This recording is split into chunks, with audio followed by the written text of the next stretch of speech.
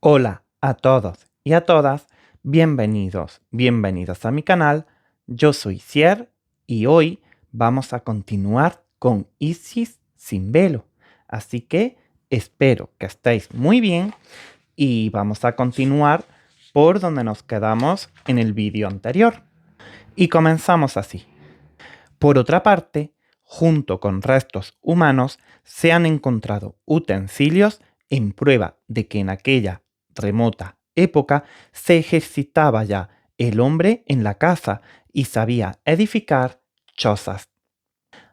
Aquí Elena sigue defendiendo la idea de que nuestros antepasados o razas anteriores a las nuestras sí tenían sabiduría y conocimiento en muchos aspectos, como puede ser en la casa y en crear, pues eso, chozas, su hogar, ¿no?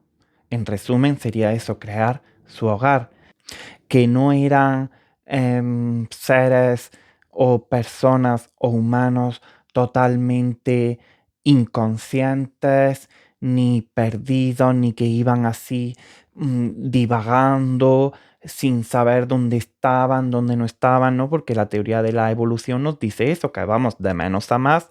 Entonces, pues eso, ¿no?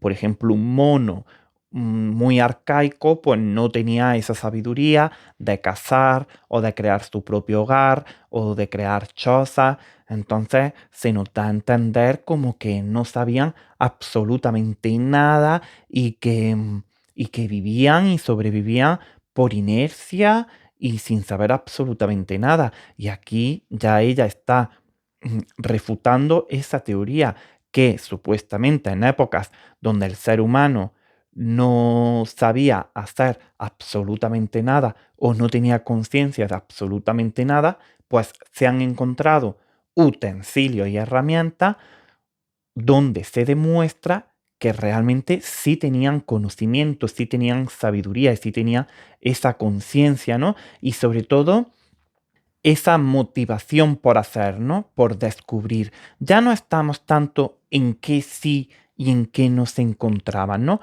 O si eran muy evolucionados o no eran muy evolucionados. Porque claro, obviamente también depende del contexto, pero aquí vamos a una cosa más profunda, ¿no? Sino a esa conciencia de querer mejorar, ¿no? De saber cuál es tu entorno, de eso, ¿no? De crear ese utensilio para cazar, porque por ejemplo, un animal, pues por ejemplo, caza por instinto, ¿no? Caza porque tiene que cazar, porque lo ve de otros o porque aprende de sus padres, en fin, pero cuando el humano no recrea lo de sus antepasados, sino que siempre está en constante raciocinio de cómo puedo mejorar para hacer esto, cómo puedo mejorar para hacer lo otro. Eso significa que ya desde un inicio tenía ese conocimiento, ese espíritu, esa conciencia. Obviamente no tenían la evolución que tenemos ahora, pero en lo que Blavatsky se centra es en esa conciencia, ¿no? En ese ánimo de querer seguir adelante, mejorarse a sí mismo y tener conciencia y conocimiento de sí mismo y de su entorno. Y sigue a continuación, pero la ciencia se ha detenido en su investigadora marcha sin dar otro paso para descubrir el origen de la raza humana, cuyas pruebas ulteriores han de aducirse todavía. Aquí ella sigue con su teoría, ¿no? La ciencia dio la teoría de la evolución, pues que venimos de menos a más y que esto es lo que hay. Y ahora, cuando se encuentran, pues por ejemplo eso, utensilios que demuestran que la teoría de evolución por lo menos no es tal como se describe, porque si por ejemplo en el año 200 se describe que el hombre no tiene conocimiento, no sabe, por ejemplo, cazar, o no sabe edificar, o no sabe crear, o no sabe pintar, o no sabe hacer fuego, o no sabe hacer lo que se haya descrito, y ahora se encuentran utensilios que demuestran que en esa época sí hacían fuego, sí sabían edificar o sí sabían cazar. ¿Por qué la ciencia no se ha molestado en indagar un poco más, en decir, vale, nos hemos equivocado o no era lo que pensábamos. ¿Por qué? ¿Por qué ahora ha salido esto? ¿En qué época? ¿De qué manera? En fin, que se ha demostrado que los datos no concuerdan entre sí, pero la ciencia lanzó su teoría en su momento y no ha querido rectificar ni indagar más. Simplemente lo ha dejado ahí. Desgraciadamente, los antropólogos y psicólogos modernos son incapaces de reconstruir con los fósiles hasta ahora descubiertos el trino hombre físico, mental y espiritual. Y aquí ella vuelve a rematar esa teoría diciendo que vale, que en el caso de que los científicos puedan admitir esa teoría de la evolución o puedan crear una teoría, igualmente solo se pueden agarrar a la parte física. Pues por ejemplo, si encuentran restos de huesos, si encuentran restos de utensilios, ellos solo pueden hablar de esa parte física, de cómo era su cuerpo, de cómo era su cabeza, de cómo eran sus dientes, de cómo eran sus brazos, de cómo eran sus manos, de cómo era el cuchillo que utilizaban, de cómo era el arco que usaban, pero que nunca han podido describir o hablar de esa parte mental y espiritual, porque no pueden describir cómo era su conciencia, su forma de pensar, su parte espiritual, si se preguntaban si había algo más allá, si sentían esa conciencia, si sentían que formaban parte de algo más profundo, si creían en algo, si no creían. Ellos sí pueden, los científicos sí que pueden eso, ¿no? Describir, pues, cómo eran de altos, cómo eran de bajos, pero nunca podrán describir su forma de pensamiento, si pensaban, si no pensaban, si creían en algo espiritual, si no creían, obviamente con el paso del tiempo, cuando ya empezamos a plasmarlo, ahí ya sí pueden decir, pues en tal año sí creían, pero a lo mejor desde que empezaron a creer hasta que lo plasmaron y hasta que nuestra raza o nuestra humanidad lo encontró, pueden haber pasado miles y miles y miles de años. Por eso mismo, la teoría de la evolución no se puede demostrar tan fácilmente, ni tan a la ligera, ni tiene la verdad absoluta. El hecho de que cuanto más hondas son las excavaciones arqueológicas, más toscos y groseros resultan los utensilios prehistóricos. Esto parece una prueba científica de que el hombre es más salvaje y semejante a los brutos a medida que nos acercamos a su origen. Extraña lógica. ¿Acaso los restos hallados, por ejemplo, en la cueva de Devon, demuestran que no existieran entonces otras razas superiormente civilizadas? Cuando hayan desaparecido los actuales pobladores de la Tierra y los arqueólogos de la raza futura hallen en sus excavaciones los utensilios pertenecientes a los indios o a las tribus de las islas de Andamán, podrían afirmar con razón que en el siglo XIX comenzaba la humanidad a salir de la edad de piedra. Aquí ella, por supuesto, lanza otra teoría, y es que si, por ejemplo, vamos a, vamos a imaginarnos a nosotros en el presente. Imaginemos que, por ejemplo, en el momento que estamos escuchando este vídeo, se para el mundo. Se para el mundo, se extermina toda raza humana, toda humanidad, y se acaba todo. Y se para ahora mismo. Si dentro de 200, 300, los años que sea, vienen unos extraterrestres o vuelve a aparecer la raza humana y encuentran restos de nosotros en la actualidad, imaginemos, tendrían el mismo contexto de nosotros y pensarían de la misma forma de nosotros si encuentran los restos, por ejemplo, en África, que en el país más desarrollado y evolucionado de Estados Unidos. Obviamente, su teoría sobre nosotros cambiaría totalmente, porque Estados Unidos está mucho más avanzado tecnológicamente que, por ejemplo, África.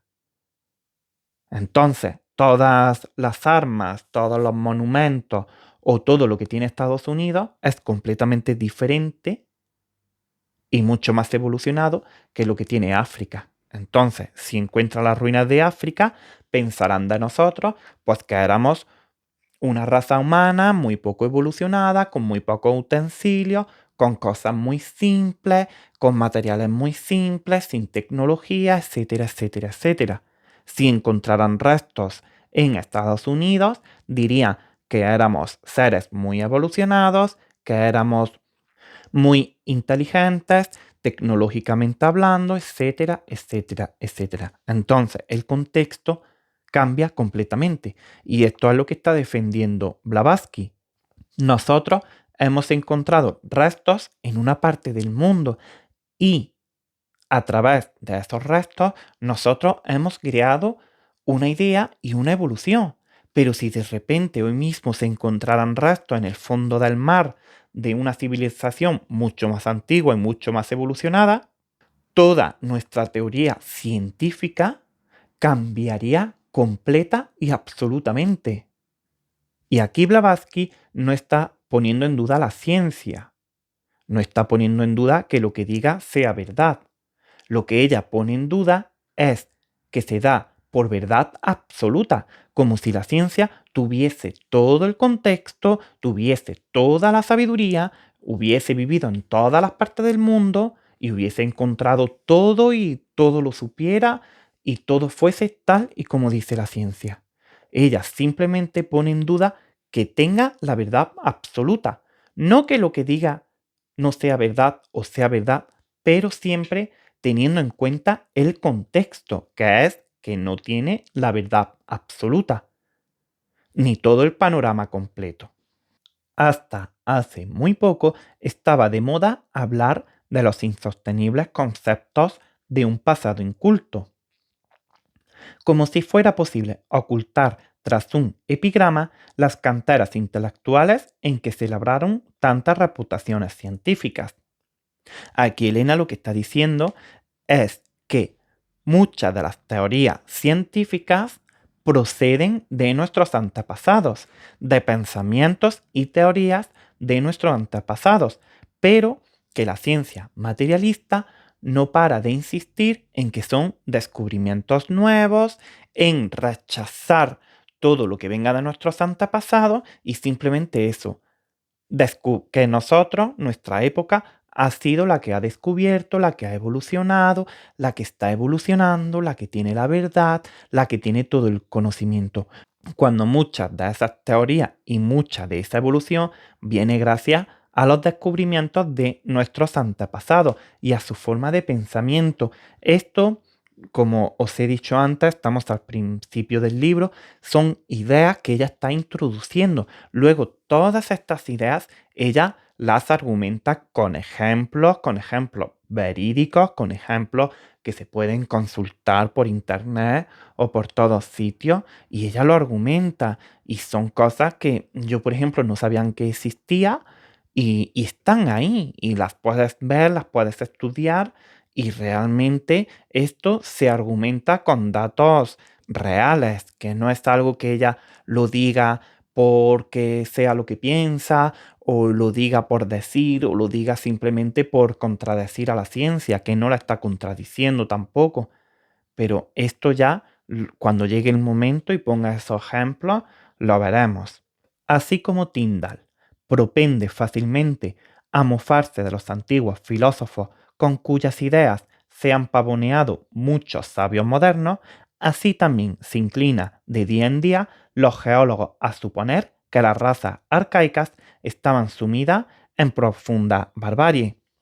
Y ella sigue con la misma idea que está transmitiendo hasta ahora, que lo que está diciendo es, como la idea predominante es que la raza humana va evolucionando poco a poco de forma ascendente y que por esa regla de tres nuestros antepasados tienen que ser menos evolucionados y más ignorantes, así se basa la ciencia. La ciencia ya parte de ese hecho y de esa idea de que nuestro pasado tiene que ser menos evolucionado, sí o sí, y más inculto y menos sabio. Entonces ya cuando uno mira el pasado y cuando la ciencia estudia el pasado, ya lo estudia con ese sesgo, con esa idea de que sí o sí tiene que ser más anticuado y menos sabio. Entonces aquí lo que está diciendo Elena es, al igual que nosotros nos burlamos de los filósofos del pasado o de nuestros antepasados por ignorantes, por incrédulos, por esto, por lo otro, ya la ciencia parte de esa idea. Entonces se está mirando y estudiando con mucho sesgo y con mucho prejuicio. No se está mirando de una forma neutral, no se está mirando de una forma, no se está estudiando de una forma neutra. Se está partiendo de una base de que ya sí o sí nuestros antepasados eran menos evolucionados. Y esto es algo que ella está criticando, porque nosotros hemos descubierto una parte, pero a lo mejor otra parte era mucho más evolucionada que incluso nosotros mismos en la actualidad. Sin embargo, no todos los orientalistas son de esta opinión, pues algunos sostienen lo contrario, como por ejemplo Max Müller, que dice: hay todavía muchas cosas incomprensibles para nosotros, y el lenguaje jeroglífico de los antiguos tan solo expresa la mitad de los pensamientos. Y aquí Elena menciona a Max Müller, que lo que está diciendo es lo que nosotros ahora mismo estamos hablando, que hay muchas cosas que no entendemos, hay muchas cosas que no sabemos e incluso habrá muchas cosas que todavía no hemos descubierto, pero que aún así, cosas que hemos descubierto, todavía seguimos sin entenderlas, como por ejemplo los jeroglíficos. En este caso pone de ejemplo los jeroglíficos, entonces nos vamos a quedar simplemente con este ejemplo, aunque más adelante, como he dicho, argumenta muchos ejemplos, etcétera, etcétera. Pero en este caso, por ejemplo, los jeroglíficos, sabemos más o menos lo que quieren decir, lo que no quieren decir, pero no tenemos el significado absoluto. No tenemos su significado espiritual, podemos tener el significado literal o o algún conocimiento cercano a lo que puede significar, pero como tampoco vivimos en esa época, no sabemos exactamente qué puede significar, al igual que la cruz para nosotros. La cruz para nosotros puede significar religión, Dios, fe, no sé, 20.000 cosas. Y por ejemplo, en un futuro, cuando vean ese símbolo, pueden saber que es de una religión, pero a lo mejor no saben cuál es su significado íntegro, como por ejemplo, pues la fe que procesamos, las ganas de creer, esa fe ciega. Ellos pueden saber eso, ¿no? Que viene de, por ejemplo, una religión, pero no, a lo mejor no pueden descubrir ese significado tan espiritual y tan interior que le tenemos a ese significado, a ese símbolo, perdón. Sin embargo, la imagen del hombre se nos aparece cada vez más pura y noble en todos los países, según nos acercamos a su origen y comprendemos sus errores e interpretamos sus ensueños. Por lejanas que estén las huellas del hombre, aun en los más apartados confines de la historia, descubrimos desde un principio el divino don de la vigorosa y razonable inteligencia, de suerte que es imposible sostener que la raza humana haya surgido lentamente de las profundidades de la brutalidad animal. Aquí se vuelve a refutar esa teoría de la evolución, que la teoría de la evolución, volvemos a lo mismo, dice que venimos del animal y del animal, pues del animal anterior, del animal anterior, del animal anterior. Entonces, cuando hablamos de animales, estamos hablando de esa brutalidad, ¿no? De ese instinto, de ese, pues en fin, pues como un animal que no tiene esa capacidad de razonar, que no tiene esa capacidad de pensar, que no tiene esa capacidad de empatizar, que no tiene, bueno, de empatizar sí, pero bueno, no tiene esa capacidad de razonar, de conciencia, etcétera, etcétera. Entonces aquí lo que se está diciendo es imposible que vengamos de esa brutalidad, porque esa brutalidad se queda ahí. Es como un círculo cerrado, porque si no, por ejemplo, todos los animales habrían evolucionado a esa conciencia como tenemos nosotros. E igualmente, si por ejemplo nosotros viniéramos del mono, el mono igualmente se habría extinguido, porque el mono sería una raza incompatible con la naturaleza, como por ejemplo la evolución animal. La evolución animal, pues por ejemplo, lo que sea, el animal que sea, el tigre, antes de ser tigre era un jaguar, antes de ser un jaguar era esto, antes de ser esto era esto, pero se han ido extinguiendo conforme han ido evolucionando, porque la raza anterior era incompatible con la naturaleza actual. Pues en esta parte, esa brutalidad animal sería incompatible con la naturaleza actual, que sería la naturaleza, pues eso, más razonable, más consciente, más espiritual, etcétera, etcétera. Y aún así, ambas razas continúan, tanto la animal como la humana. Entonces aquí se está otra vez volviendo a decir que es imposible que la teoría de la evolución sea de esta manera. Y además es ilógico que pasemos de un estado a otro de un salto. Por ejemplo, que pasemos de esa brutalidad a ese razonamiento, a esa conciencia, a esa percepción de la vida. Es totalmente incompatible. Y la ciencia lo que dice es eso, que vamos por saltos, ¿no? Como si todo fuera lineal, como si todo fuese ascendente. Todo es incompatible en este aspecto. Como se ha dicho que no es filosófico inquirir las causas primeras, los sabios se ocupan tan solo en estudiar los efectos físicos y el campo de investigación científica no va más allá de la naturaleza física, en cuyos límites se detienen los investigadores para recomenzar su tarea y dar vueltas y más vueltas a la materia, como ardillas enjauladas, dicho sea con todo el respeto debido a los eruditos.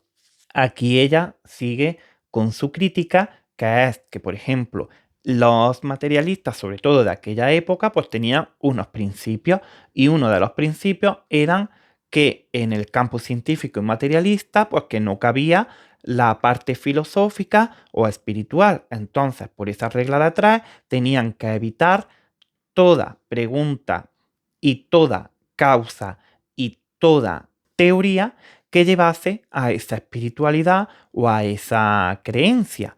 Entonces omitieron partes fundamentales de la vida y del conocimiento, como pueden ser qué es la vida, por qué estamos aquí, cómo se creó, por ejemplo, la ley de la gravedad, cómo apareció todo, cómo se hace la vida, mm, todas esas preguntas, ¿no?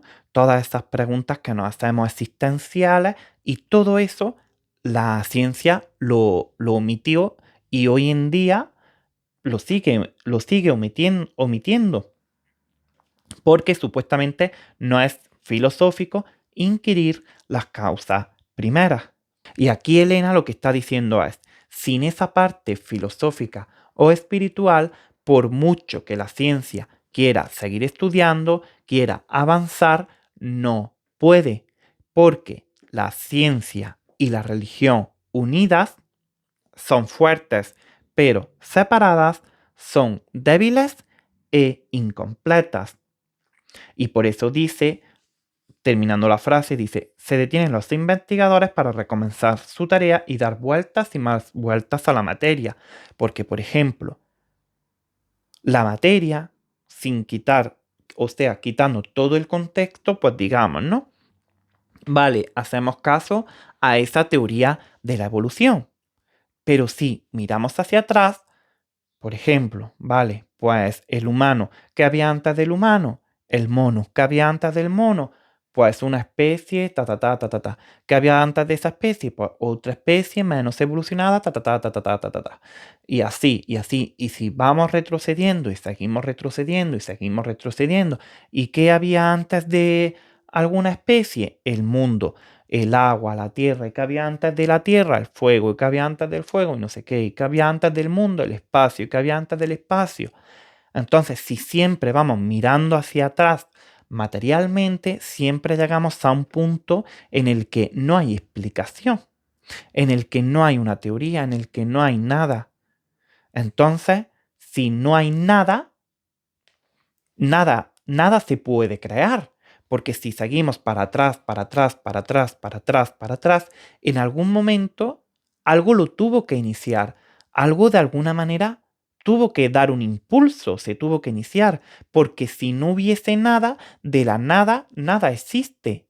Entonces, la ciencia es lo que dice Elena, no para de dar vueltas y vueltas y vueltas y vueltas, porque como no quiere incluir esa parte filosófica o esa parte espiritual, pues sigue dando vueltas sin sentido, lanzando teorías, como por ejemplo, pues yo qué sé, pues que hay agujeros negros, que obviamente de eso sí puede haber, ¿no? Pero, en fin, pues eso, la ciencia cuántica o lo que sea, de que es que un átomo dentro de un mundo, dentro de mundos, dentro que por tal de no incluir la parte espiritual a la ciencia, pues empiezan a lanzar teorías cada vez más locas, teorías mucho más sin sentido, que si por ejemplo se abrazara esa parte espiritual y se dijera, vale, pues hubo algo o alguien, no se sabe y no pasa nada que se sepa, que inició. Pero a ellos, por tal de no dar razón a eso, pues siguen y dando vueltas y vueltas y vueltas. Porque si miramos para atrás, en algún momento algo lo tuvo que iniciar. Algo se tuvo que iniciar de alguna manera. Porque si seguimos hacia atrás, al final no hay nada. Y si no hay nada, de nada puede salir algo. Y esto es lo que está pues señalando Blavatsky. Y continúa con su crítica. Somos demasiado pigmeos para poner en tela de juicio la valía potencial de la ciencia, pero los científicos no encarnan la ciencia como tampoco los habitantes del planeta son el planeta mismo. Aquí ella continúa con su crítica, pero también hace un pequeño matiz, que lo que dice es, los científicos no son la ciencia, al igual que las personas no son la Tierra. La ciencia está, la materia está, pero el hecho de que un científico estudie la ciencia, estudie la materia, no quiere decir que tenga la verdad absoluta sobre la ciencia y tenga la verdad absoluta sobre la materia. Al igual que el ser humano vive en la Tierra, pero no es la Tierra, es parte de la Tierra. No tiene la Tierra al completo, ni tiene toda la sabiduría de la Tierra, ni es la Tierra en sí. Entonces aquí está dando un pequeño matiz de humildad y diciendo eso que sí, que la ciencia estudia la ciencia, los científicos estudian la ciencia, pero no son la ciencia entera, no conocen todas las leyes, no tienen todo el contexto, no lo conocen todo, al igual que el ser humano pertenece a la Tierra y no es la Tierra en sí misma. Ninguno de nosotros tiene autoridad ni derecho para forzar a los modernos filósofos a que acepten sin reparo la descripción geográfica del hemisferio de la luna oculto a la mirada de los astrónomos. Pero si un cataclismo lunar lanzase a algunos de sus habitantes a la esfera de atracción de nuestro globo, de modo que sano y salvo cayera ante la puerta del doctor Carpenter, no podría éste, sin mengua de sus deberes profesionales, considerar el hecho más que desde el punto de vista físico, pero el investigador científico no debe rehuir el estudio de ningún nuevo fenómeno, así fuera este tan insólito como la caída de un hombre de la luna o la aparición de un espectro en su alcoba. Aquí Elena está haciendo una exageración grande, pero bueno, es para que entendamos lo que ella quiere decir, ¿no? Imaginemos que de la Luna viene un extraterrestre. Sobre todo la ciencia materialista de su época lo único que estudiaría y lo único que estudiaba era eso, ¿no? Pues imaginemos que cae un extraterrestre, pues estudiaría su cuerpo, su cabeza, sus partes, estudiarían todo de una forma material, de una forma física, sin tener en cuenta el contexto y esa parte más filosófica, pues por ejemplo, de dónde viene, cómo se creó, ya la vida no es lo que pensábamos, ya la vida no se crea de la forma en la que pensábamos, quién creó esa vida, en fin, todo, ¿no? Porque supuestamente en la Tierra la vida se crea, en fin, porque tenemos unos parámetros que da lugar a que se pueda crear, pero si por ejemplo se crea en la Luna, ya no depende de esos parámetros, pero en fin, que la ciencia materialista no se detendría en esa filosofía o en esa parte más espiritual, que simplemente estudiaría su cuerpo físico, de qué está hecho, de qué no está hecho, y aunque es una exageración, porque obviamente hoy en día, claro que se estudiarían todos los aspectos y de dónde viene y cómo viene y de todo, pero en ese contexto en el que está hablando Elena, pues no se estudiaría ni se tendría en cuenta, simplemente se estudiaría y se investigaría esa parte materialista y física. Aquí obviamente ella está haciendo una exageración para que entendamos lo que quiere transmitir, pero no está diciendo que eso sea verdad, ni que crea que haya extraterrestres en la luna, ni nada. Simplemente está haciendo una exageración para que entendamos perfectamente lo que ella quiere transmitir y su contexto actual en ese momento, sobre todo científico y materialista.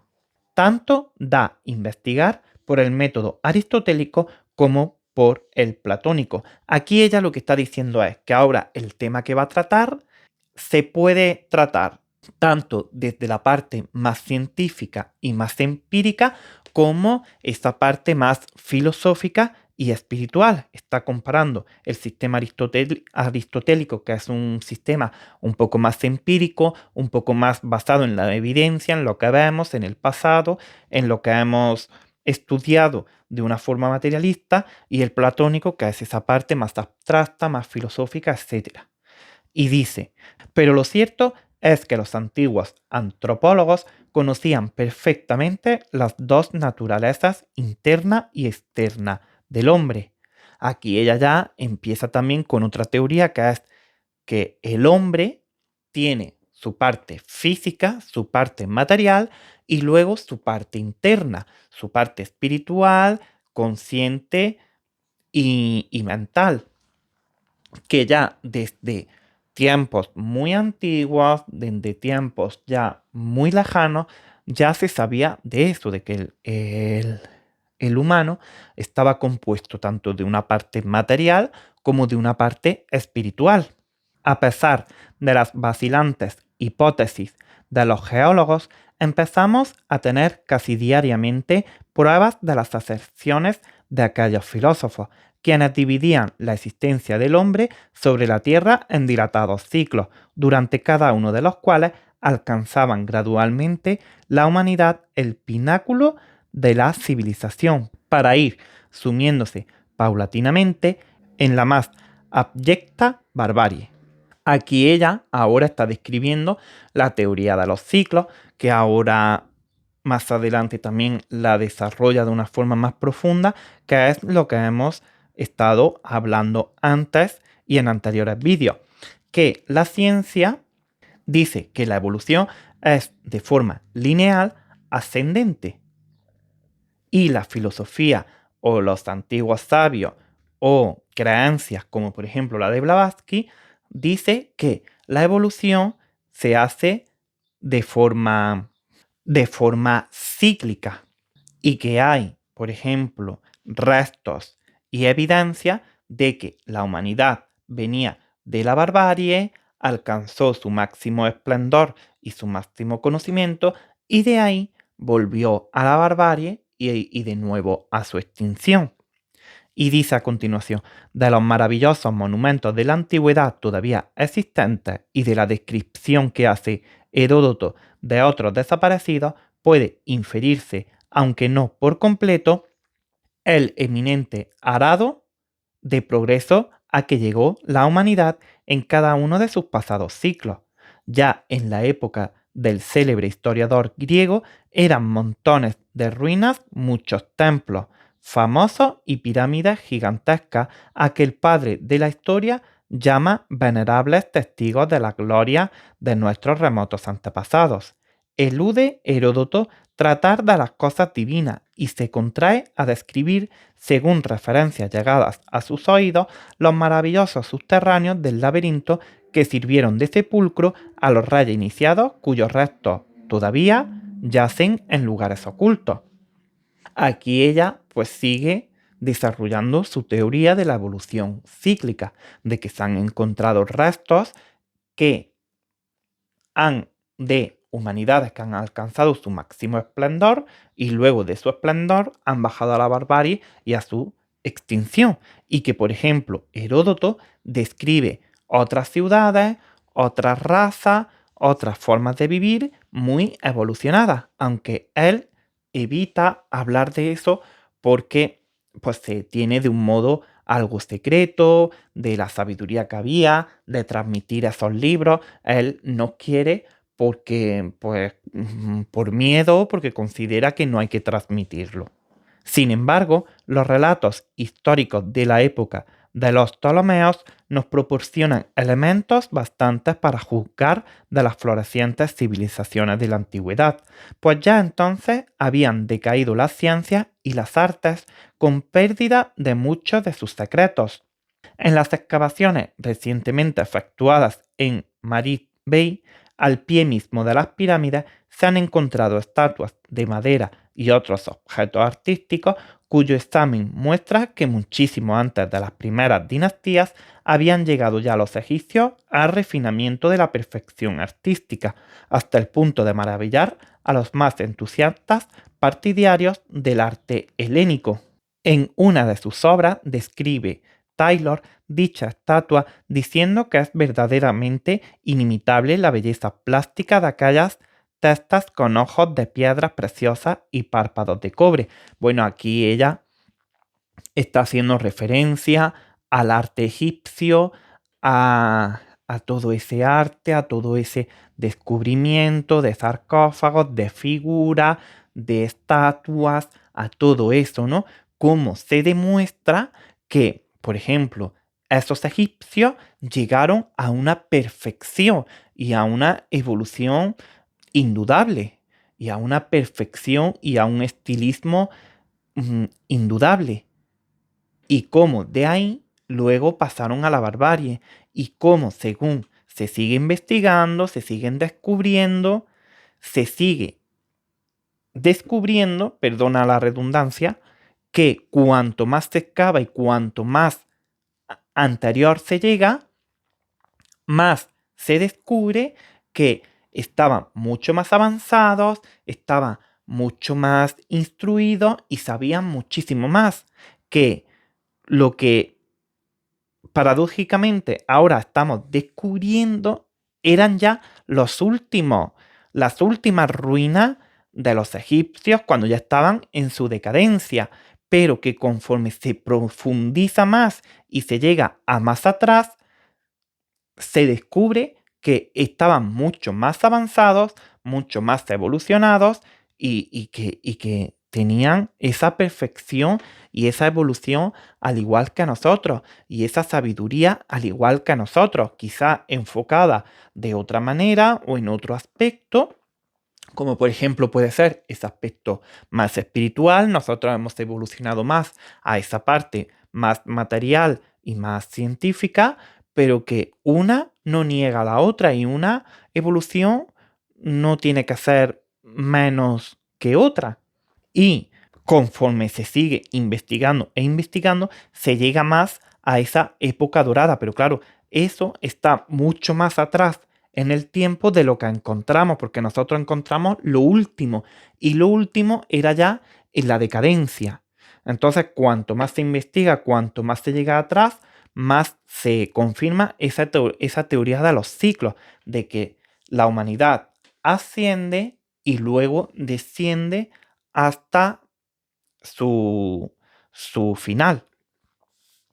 Y ya vamos a terminar con, con esta frase que dice, con este pequeño párrafo que dice, a mucha mayor profundidad de la capa de arena en que yacían los objetos existentes hoy en el Museo Británico y en las colecciones de Lepsius y Abbott, se encontraron posteriormente las pruebas tangibles de la ya referida doctrina hermética de los ciclos, que es esto que acabamos de decir, ¿no? Que la evolución de la raza humana va en ciclos, no va en línea ascendente como nos quieren hacer creer, sino que va cíclica. Y bueno, ya nos vamos a quedar aquí. Si has llegado hasta aquí, muchísimas gracias y nos vemos en el próximo vídeo. Un abrazo enorme y cierre.